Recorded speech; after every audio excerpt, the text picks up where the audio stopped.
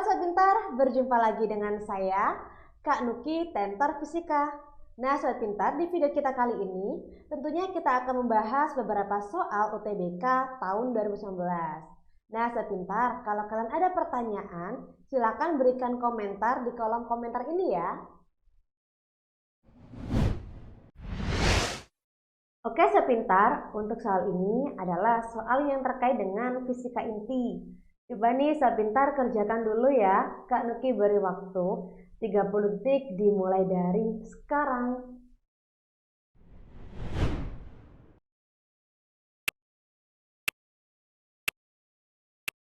Pertanyaannya adalah, kelajuan partikel yang memiliki momentum linear 5 dan energi relativistik total 10 adalah.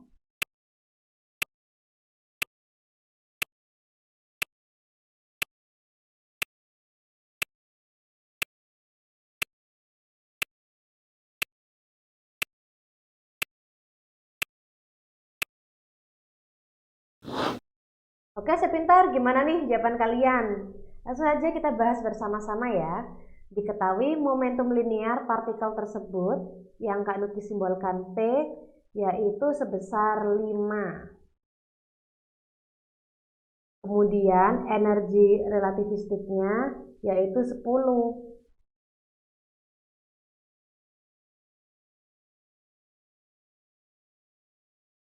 Yang ditanya adalah kelajuan partikel. Nah, Sobat Pintar, dari soal kita sudah mengetahui bahwa partikel tersebut memiliki momentum. Jadi momentum itu merupakan suatu massa yang bergerak dengan kecepatan tertentu. Jadi suatu benda yang memiliki massa bergerak dengan kecepatan tertentu, itu berarti benda tersebut memiliki momentum. Nah, partikel itu juga memiliki massa Sobat Pintar, tapi massanya sangat kecil. Sehingga untuk mencari momentum nih, kita bisa menggunakan P sama dengan M dikalikan P, di mana M itu adalah massa dan V itu adalah kecepatannya. Sedangkan kita dari soal juga mengetahui bahwa partikel memiliki energi relativistik. Nah, Sobat Pintar, kalau misalnya kalian sering melihat Albert Einstein dengan rumusnya terkait energi yaitu E sama dengan mc kuadrat. Nah, benar banget. Kita menggunakan rumus Albert Einstein untuk pengerjaan soal ini. Nah, sehingga Sobat Pintar, kita cari dulu ya untuk pengerjaan yang ini. Nah, di sini diketahui bahwa P sama dengan M per V. Nah, untuk mencari M berarti sama dengan P dibagi dengan P. Nah, langsung saja nilai M-nya ini kita masukkan ke dalam nilai P per V. Sehingga E sama dengan P per V dikalikan C kuadrat. Nah, sehingga ulangi.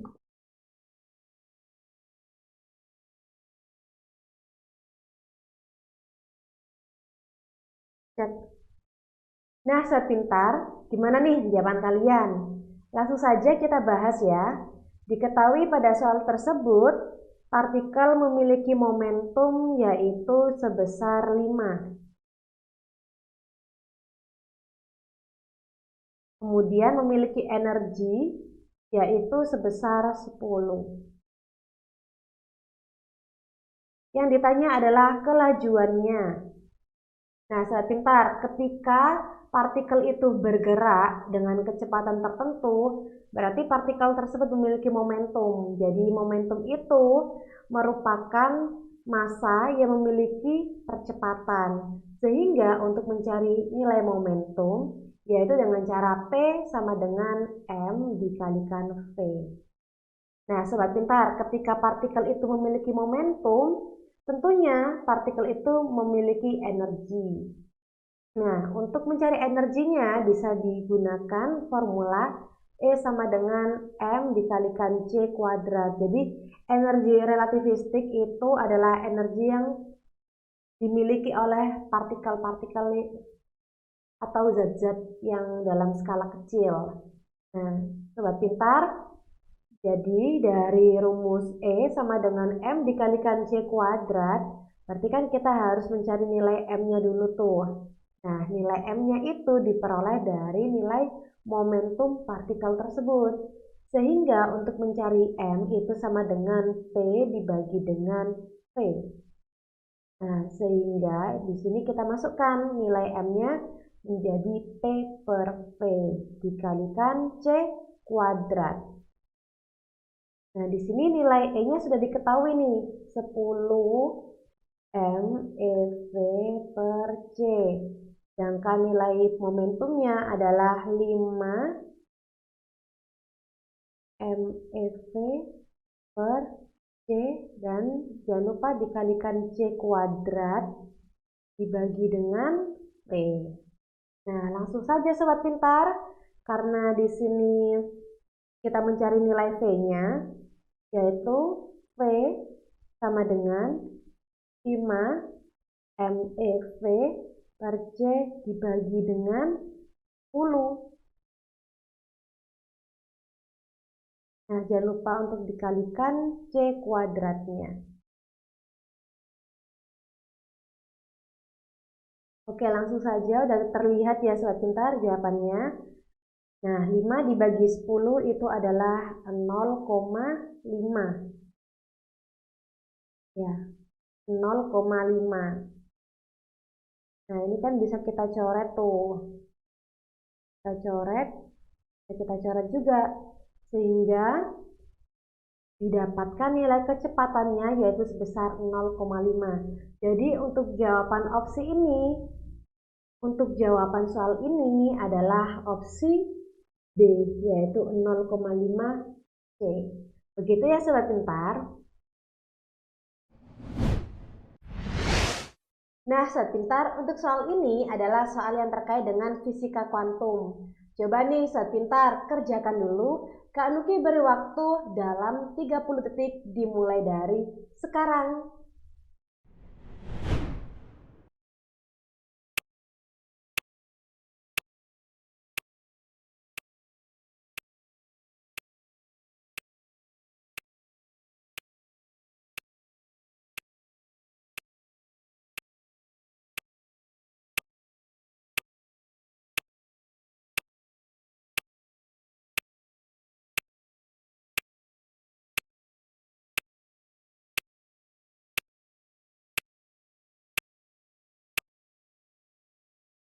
Oke, sepintar, sudah mengerjakan belum? Gimana nih hasilnya? Langsung saja ya kita bahas bersama-sama. Dalam soal tersebut menunjukkan bahwa terdapat transisi elektron dari atom hidrogen. Nah, untuk mengerjakan soal ini kita bisa menggunakan deret Balmer. Karena deret Balmer itu menggambarkan garis spektrum emisi atom hidrogen, yang mana spektrum cahayanya dari atom hidrogen itu nanti akan menunjukkan panjang gelombang sesuai dengan emisi foton dari elektron. Nah, sobat pintar, untuk menyelesaikan deret Balmer, kita bisa menggunakan rumus Balmer. Dan Kak Nuki tulis sebagai berikut. 1 per lambda itu sama dengan RH, di mana RH itu adalah konstanta Rydberg, kemudian dikali 1 per 2 pangkat 2 dikurangi 1 per N pangkat 2. Nah, sobat pintar, di sini N-nya berasal dari 2, 3, 4, dan seterusnya. Jadi emang dimulai dari angka 2. Nah, sobat pintar, karena panjang gelombang yang memiliki nilai yang panjang, yaitu N-nya yang terdekat dengan 2. Jadi untuk menyelesaikan soal ini adalah Kak Nuki langsung tulis 1 per lambda itu sama dengan, nah di sini RH-nya diketahui konstanta Rydberg itu bernilai 1,097 dikali 10 pangkat 7. Tetapi sobat pintar, karena di opsi itu nilai R-nya tidak dicantumkan, dalam hal ini nilai R-nya itu kan nggak perlu dimasukkan ke dalam rumus, sehingga RH-nya cukup kita tulis saja RH.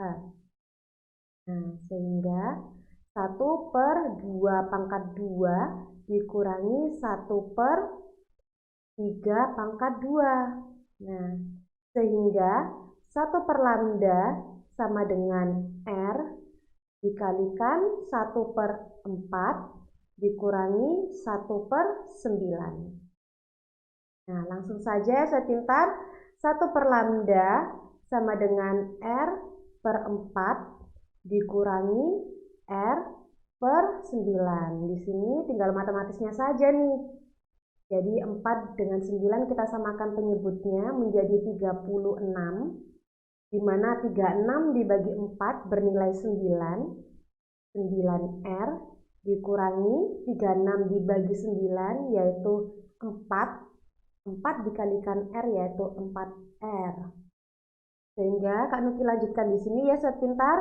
1 per lambda yaitu 5R per 36. Berarti lambdanya, panjang gelombangnya yaitu 36 per 5R. Nah, Kak Nuki ulangi lagi, kenapa kita menggunakan N itu sama dengan 3? Karena kita mencari panjang gelombang yang paling panjang kan. Di sini kan dalam soal kan panjang gelombang terbesar, berarti kan kita harus mencari nilai panjang gelombang terbesar. Maka dari itu kita harus mencari angka yang dekat dengan 2, yaitu angka 3. Jadi mengapa angka 3? Seperti itu. Sehingga jawabannya adalah 36 per 5R. Nah, opsi mana nih sobat pintar? Betul sekali, jawabannya adalah opsi B. Jadi untuk jawaban pada soal ini adalah opsi B. Begitu ya sobat pintar? Oke sobat pintar, sekarang kita lanjut ya. Nah, untuk soal ini adalah soal terkait dengan materi optik. Coba nih sobat pintar, kerjakan dulu dalam waktu 30 detik dimulai dari sekarang.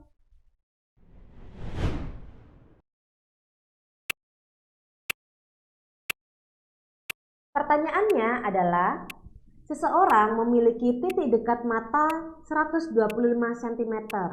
Agar dapat membaca pada jarak baca normal, maka kacamatanya harus berkekuatan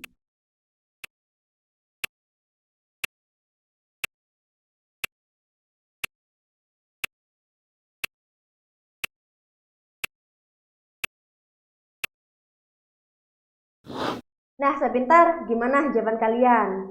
Langsung saja kita bahas bersama-sama ya. Untuk soal ini, kita mencari kekuatan lensa untuk kacamata penderita hipermetropi agar bisa membaca normal. Nah, sepintar, for your information nih, bahwa hipermetropi sendiri itu adalah rabun dekat. Ya, sesuai dengan namanya rabun dekat, berarti penderita hipermetropi tidak bisa melihat benda-benda yang berada di dekat. Hal ini dikarenakan bayangan benda itu jatuh di belakang retina. Dan untuk penderita hipermetropi ini harus menggunakan lensa yang positif atau kacamata cembung. Nah, sobat pintar langsung saja untuk mencari kekuatan daya lensa. Nah, kita bisa menggunakan formula sebagai berikut ini, yaitu P sama dengan 100 per Sn dikurangi dengan 100 per Pp. Nah, di mana P itu adalah kekuatan lensa dengan satuannya dioptri.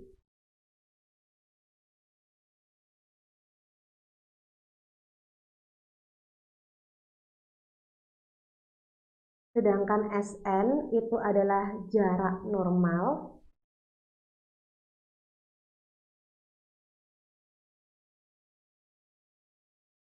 Nah, ini biasanya berjarak 25 cm. Kemudian PP itu adalah titik dekat.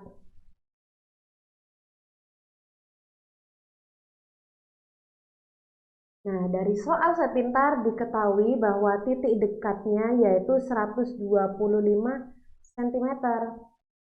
Jadi diketahui nilai PT-nya adalah 125 cm. Nah, SN-nya yaitu 25 cm. Langsung saja kita masukkan ke dalam formula ya sepintar. P sama dengan 100 dibagi dengan SN-nya yaitu 25 dikurangi 100 dibagi PP-nya yaitu 125. Sehingga 100 dibagi 25 adalah 4 dikurangi 100 dibagi 125 itu adalah 0,8. Sehingga jawabannya adalah 3,2. Nah, karena penderita hipermetropi itu menggunakan lensa positif, nah berarti jawabannya adalah plus 32. Nah, di antara opsi tersebut mana nih yang benar? Benar sekali sobat pintar, jawabannya adalah opsi C, plus 32 dioptri. Jadi, jawaban untuk soal ini adalah opsi C, plus 32 dioptri. Begitu ya sobat pintar. Nah sobat pintar, sebelum kita lanjut ke pembahasan soal berikutnya, yuk kalian simak penjelasan Kak Nuki berikut ini.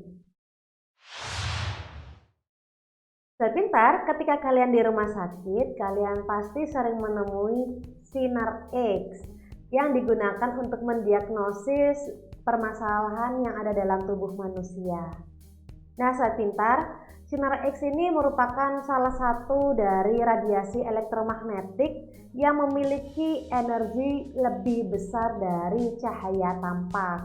Yang mana sinar X ini bisa menembus tubuh manusia.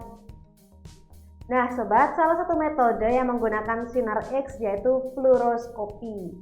Jadi fluoroskopi itu merupakan metode pemeriksaan sinar X yang menghasilkan gambar bersekuel video. Nah, fluoroskopi ini digunakan untuk mengamati kondisi tubuh manusia dalam keadaan secara langsung atau real time. Nah, sobat, di dalam fluoroskopi yang menembus seolah itu kaca, terdapat tabung dengan dua perangkat konduktor logam penghantar arus elektroda. Jadi katoda terpasang secara negatif, sedangkan anoda terpasang secara positif. Nah, elektron yang berasal dari katoda tersebut itu akan menabrak anoda yang bermuatan positif. Nah, kemudian dari hal ini nih sobat pintar akan membuat elektron tertarik ke atas dengan tajam. Kemudian sobat pintar, elektron sinar X itu dapat terdifusi atau terserap yang membuat gerakannya itu semakin melemah atau melambat. Jadi gini nih sobat pintar, jadi semakin padat bendanya yang ditembus oleh elektron sinar X itu, pergerakannya itu akan semakin lambat. Elektron sinar X yang menembus material tersebut dapat terdifusi dan juga terserap yang mengakibatkan pergerakan elektron itu semakin lambat. Jadi gini nih sobat pintar, semakin padat materialnya yang ditembus oleh sinar X, maka pergerakannya itu semakin lambat. Kemudian sinar X tersebut akan tercetak dalam plat film yang membentuk citra bayangan sesuai dengan intensitasnya masing-masing. Jadi gini nih sobat pintar, semakin padat jaringannya maka semakin intens warna pada plat tersebut. Kalau sobat pintar biasa melihat foto ronsen, nah untuk warna putih itu adalah warna tulang, sedangkan warna abu-abu adalah warna jaringan lunak, dan untuk warna hitam itu adalah rongga udara. Jadi begitu ya sobat pintar. Oke sobat pintar, semoga kalian paham ya dengan penjelasan informasi yang Kak Nuki berikan. Sekarang kita lanjut nih ke pembahasan soal berikutnya. Tetap semangat kan sobat pintar? Sekarang kita lanjut ke soal berikutnya ya, terkait dengan bunyi, terutama terkait dengan efek Doppler. Coba ya sobat pintar, kerjakan dulu nih. Kak Nuki beri waktu 30 detik dimulai dari sekarang.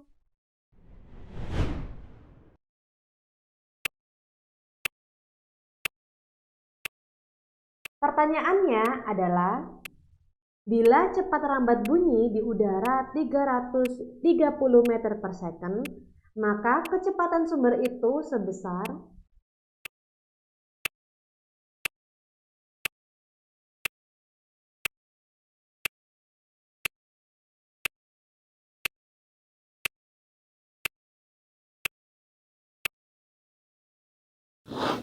Nah, Sabintar, sudah mengerjakan belum? Gimana nih jawabannya? Langsung saja ya kita bahas bersama-sama. Nah, Sabintar, dalam soal diketahui sumber bunyi memiliki frekuensi 700 Hz. Di sini Kak Nuki simbolkan, yaitu Fs sebesar 700 Hz.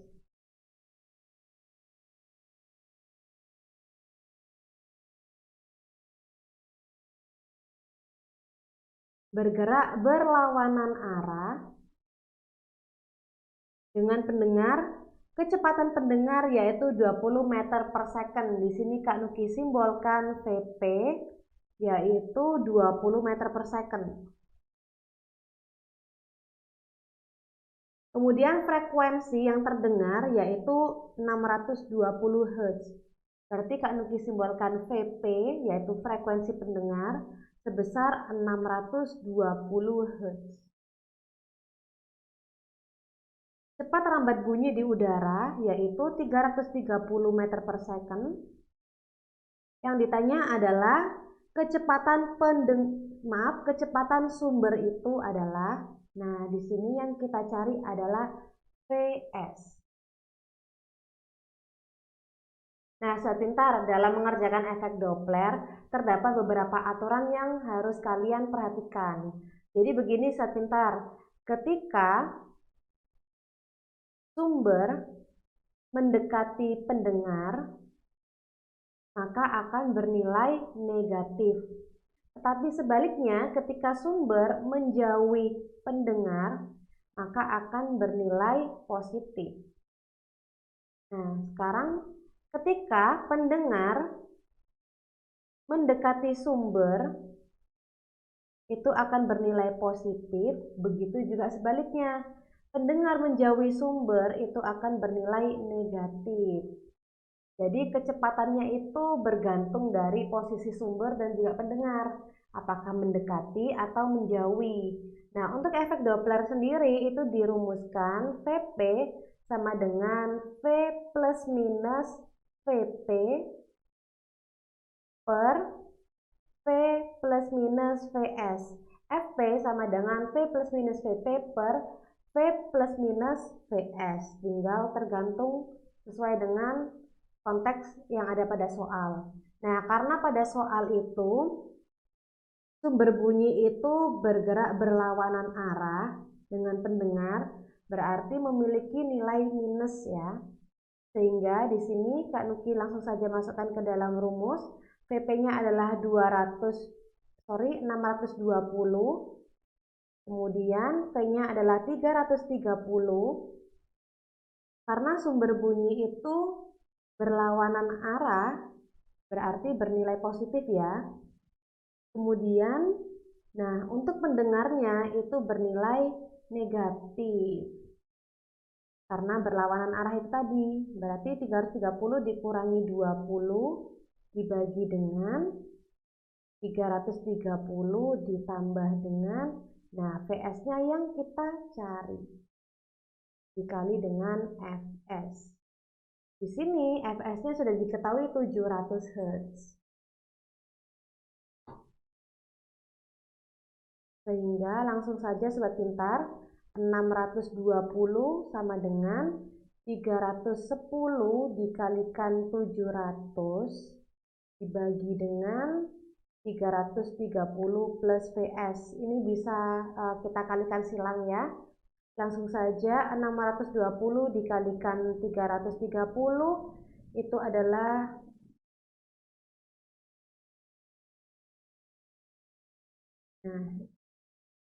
204.600 ditambah 620 Vs sama dengan 310 kalikan 700. 31 dikalikan 7, 217 ya.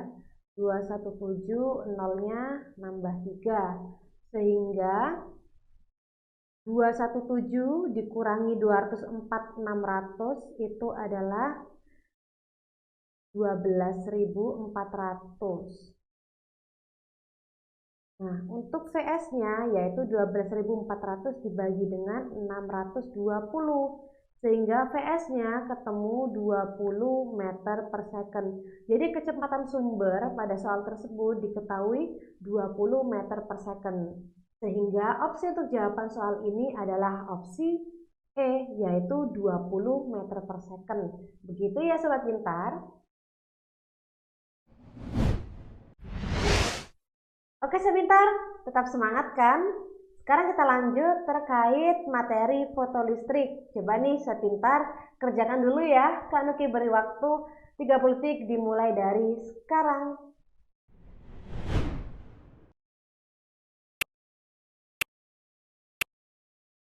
Pertanyaannya adalah pernyataan yang benar apabila cahaya ultra ungu menyinari potasium adalah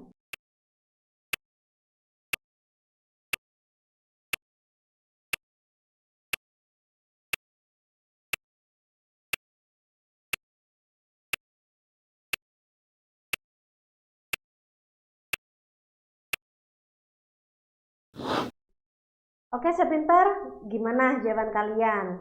Nah, dalam soal ini adalah soal yang terkait dengan efek fotolistrik. Nah, efek fotolistrik itu sendiri merupakan pengeluaran elektron dari suatu permukaan logam yang dikenai oleh radiasi elektromagnetik.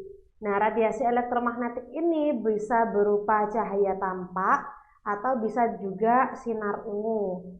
Nah, syarat agar elektron ini dapat terlepas dari permukaannya, nah frekuensinya itu harus lebih besar dari frekuensi ambang. Oke, sobat pintar. Kemudian untuk efek fotolistrik ini dengan menggunakan foton sebagai model cahaya, itu intinya konsep dari efek fotolistrik itu adalah yang pertama adalah besarnya energi kinetik yang dikeluarkan oleh fotoelektron itu tidak bergantung pada intensitas cahaya. Kemudian yang kedua, elektron terlepas dari logam dalam waktu yang singkat. Ketiga, yaitu keluarnya elektron tidak bergantung pada frekuensi cahaya. Dan yang terakhir adalah besarnya energi kinetik maksimum elektron itu bergantung pada frekuensi cahaya. Sekarang kita perhatikan pada soal baik-baik ya Sobat Pintar. Jadi yang digunakan adalah cahaya ultra ungu, kemudian menyinari potasium. Jadi pernyataan yang benar adalah untuk yang pertama, elektron yang terpancar mempunyai energi sama dengan energi partikel cahaya.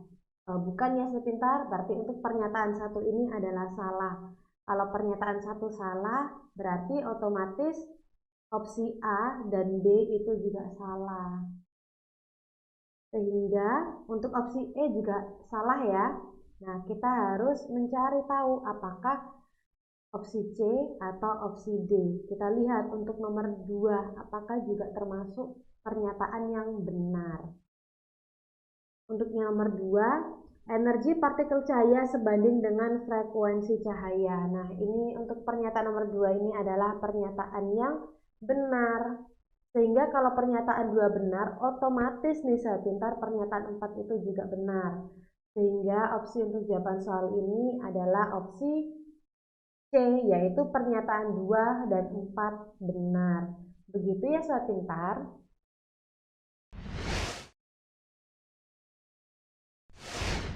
Nah sobat, itu tadi penjelasan beberapa soal UTBK, tentunya mata pelajaran fisika di tahun 2019.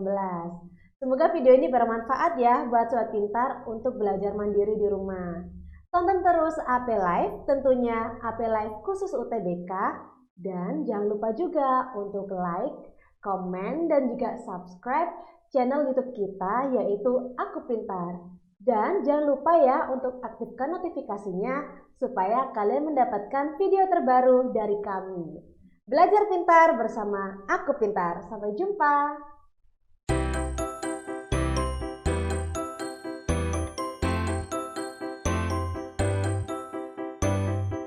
Belajar pintar bersama Aku Pintar. Download sekarang.